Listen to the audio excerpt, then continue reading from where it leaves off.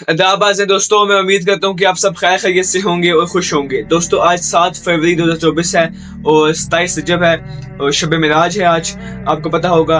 और शब मिराज जो है आज, ये पाकिस्तान, इंडिया और बांग्लादेश में आज मनाई जा रही है। अब ये मैंने पाकिस्तान, इंडिया, बांग्लादेश इन ममालिक का नाम क्यों लिया है, इसकी जो वजह है ये आपको भी कुछ देर में पता चल जाएगी। तो दोस्तों, आज की वीडियो बनाने का मेरा मकसद शब मिराज का वाक़या बयान करना नहीं है। इस पे आपको काफ़ी वीडियोस मिल जाएंगी, काफ़ी ज़्यादा उलमा की, और आपको वैसे भी पता होगा कि मिराज के वाक़े में क्या हुआ था। मेरी आज की वीडियो बनाने का मकसद, आपको पता है कि मैं वक्त मुख्तलिफ इशूज़ पे बात करता रहता हूँ, तो चाहे फिर वो कोई हिस्ट्री की हो, पॉलिटिक्स हो, या फिर किसी कोई मजहबी इख्तलाफ हो या मजहबी मामला हो, उस पर भी बात करता रहता हूँ। तो अब ये जो मिराज का वाक़या, इस पर कुछ मुझे लगा कि कुछ सवाल ऐसे ज़रूरी हैं, कुछ बातें ऐसी हैं जो मैं समझता हूँ कि ज़रूरी हैं कि मैं आपको बताई जाए। वो कोई 5 बातें हैं जिनके मैं पॉइंट्स बनाए हैं, मैं लिखे हुए हैं, वो मैं चाहूँगा कि मैं उनको एड्रेस करूँ आज और आपको बताऊँ। वो 5 पॉइंट्स हैं। पहला पॉइंट में ये है कि जो मिराज का वाक़या हुआ है, जो पहला सवाल है वो ये है कि क्या जो मिराज के वाक़े में नबी ने अल्लाह को देखा है। दोस्तों, इस पहले सवाल का जवाब है नहीं, नबी ने अल्लाह को नहीं देखा, बल्कि नबी ने नूर देखा है। हदीस में हज़रत आयशा से और मुख्तलिफ सहाबा से ये साबित है कि आपने अल्लाह को नहीं देखा, बल्कि आपने एक नूर, रोशनी देखी है, नूर देखा है। तो लेकिन वो जो नूर देखा है, वो कोई आम इंसान, मेरे या वैसे इंसान या फिर कोई भी आम इंसान वो नूर भी नहीं देख सकता, क्योंकि वो इतना ज़्यादा वो रोशन एक लाइट है, ठीक है, कि इतनी ज़्यादा रोशन है वो कि आम आंख उसको देखेगी तो वो ब्लिंक करना, या फिर उसको अगर आप कोई बड़ा ब्राइट चीज़ देखते हैं तो आपकी आंख से ब्लिंक करती है, बंद होती है, ठीक है, आप उसे आंखें दूर लेके जाती हैं। तो वो ऐसी नूर, ऐसी रोशनी थी जिससे आम बंदा नहीं देख सकता। वो पावर और एबिलिटी सिर्फ नबी के पास थी कि वो नूर देख पाए, लेकिन वो भी सिर्फ नूर ही देख पाए थे, उन्होंने अल्लाह को नहीं देखा। ये आप इंजीनियर मोहम्मद मिर्जा साहब उसको भी जाके सुन सकते हैं, और जाके साया अमल का भी यही मौक़िफ़ है कि उन्होंने अल्लाह को नहीं देखा बल्कि नूर देखा है। दोस्तों, दूसरा सवाल जो मैं समझता हूँ कि ज़रूरी है इस वाक़े से मुताल्लिक़, वो ये है कि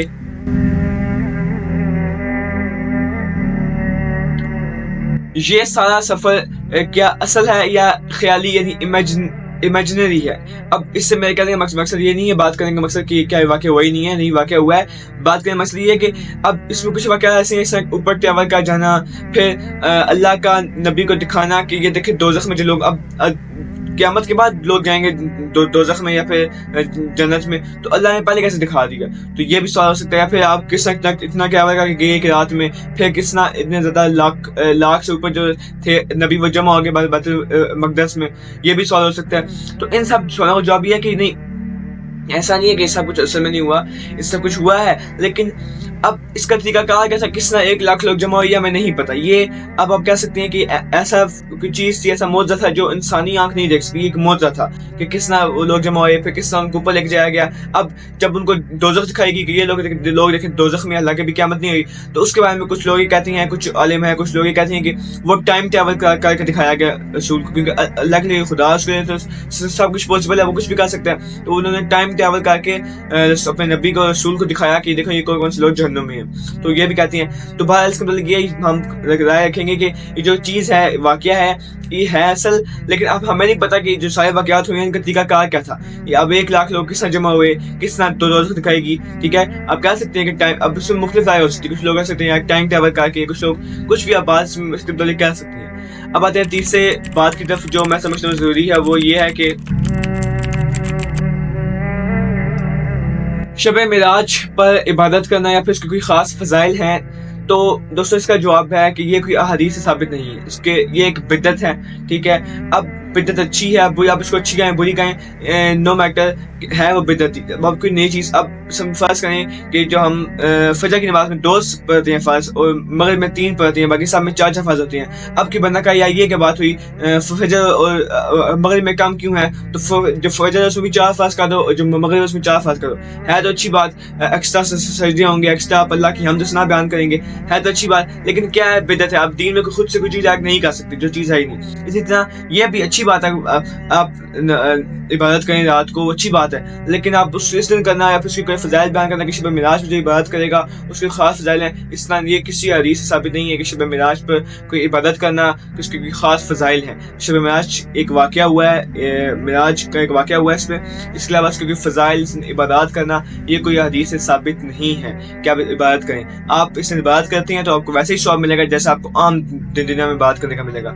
اس کا جو اعتراض کا جواب دیتے ہیں جو لوگ کہتے ہیں کہ اس کے فضائل ہیں, وہ یہ کہتے ہیں کہ ہے تو اچھی چیز نا, تو اس طرح بہت سی اور چیزیں بہت اچھی ہیں تو ان کو بھی ہم ایڈ کر لیں, تو اس طرح ہم کوئی چیز دین خود سے ایڈ نہیں کر سکتے پھر چاہے وہ اچھی کیوں نہ ہو. تو بہرحال یہ ہے بدعت. باقی اگر آپ نے عبادت کرنی ہے تو جو عام دنیا میں عبادت کرتے ہیں اس کی بھی ثواب ملے گا, اس نے کریں تو تب بھی ثواب ملے گا, لیکن اس کا کوئی حکم نہیں ہے, کوئی فرض نہیں ہے کہ جو اس نے عبادت نہیں کرے گا, اس رات کو نہیں جاگے گا تو اس کو کوئی گناہ ملے گا, کوئی کچھ فرض نہیں ہے. اس کی فضیلت اس لحاظ سے ثابت نہیں ہے کہ جو عبادت کرے گا اس کو ایکسٹرا ثواب ملے گا, اس لحاظ سے اس کی کوئی فضیلت ثابت نہیں ہے حدیث سے. اب آتے ہیں چوتھی بات کی طرف جو اس کے متعلق کی جا سکتی ہے, وہ یہ ہے کہ شب معراج آخر کب ہوئی. دوستو یہ بہت امپورٹنٹ سوال ہے, کیونکہ اب دیکھیں آج ہم 27 رجب شب معراج منائی جا رہی ہے پاکستان یا بنگلہ دیش میں, تو 27 رجب تو کسی حدیث سے پروف ہی نہیں ہے کہ 27 جو رجب ہے اس کو شب معراج ہوئی تھی.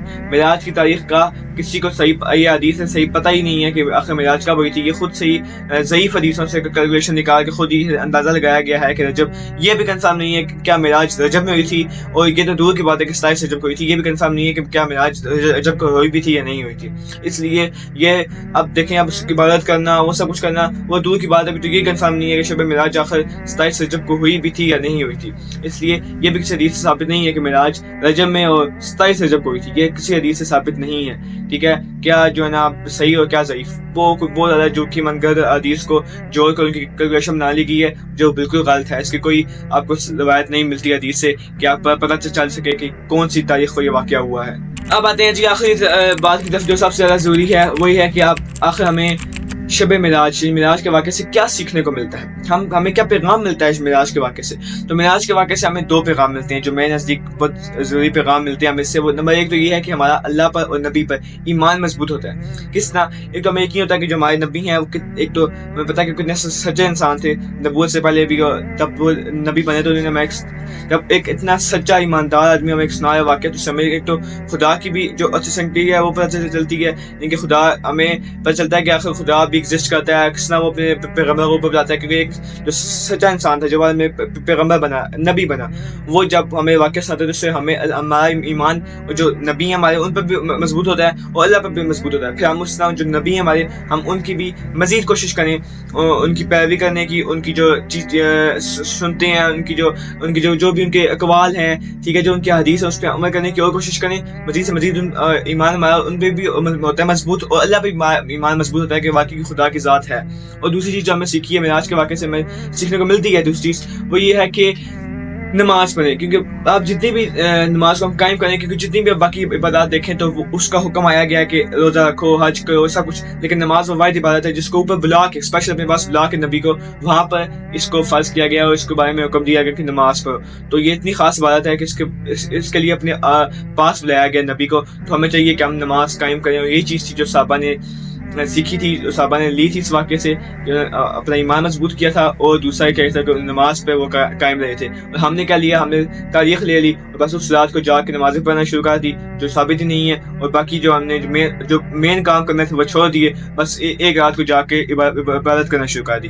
تو امید کرتا ہوں کہ یہ باتیں سمجھ آ گئی ہوں گی. یہ کچھ پوائنٹس میں تھا سمجھتا باتیں ضروری ہیں 4-5 جو میں آپ کو چاہتا تھا نا, امید کرتا ہوں آپ کو بات سے سمجھ آ گئی ہوگی. اب کاوش میری پسند آئی گئی, جو دوست ویڈیو کو لائک کریں, اس کو زیادہ سے زیادہ اپنے دوست میں شیئر کریں تاکہ یہ جو انفارمیشن ہے یہ پھیل سکے. یہ آپ کے لیے صدقہ جاریہ ہوگا اور میرے لیے بھی.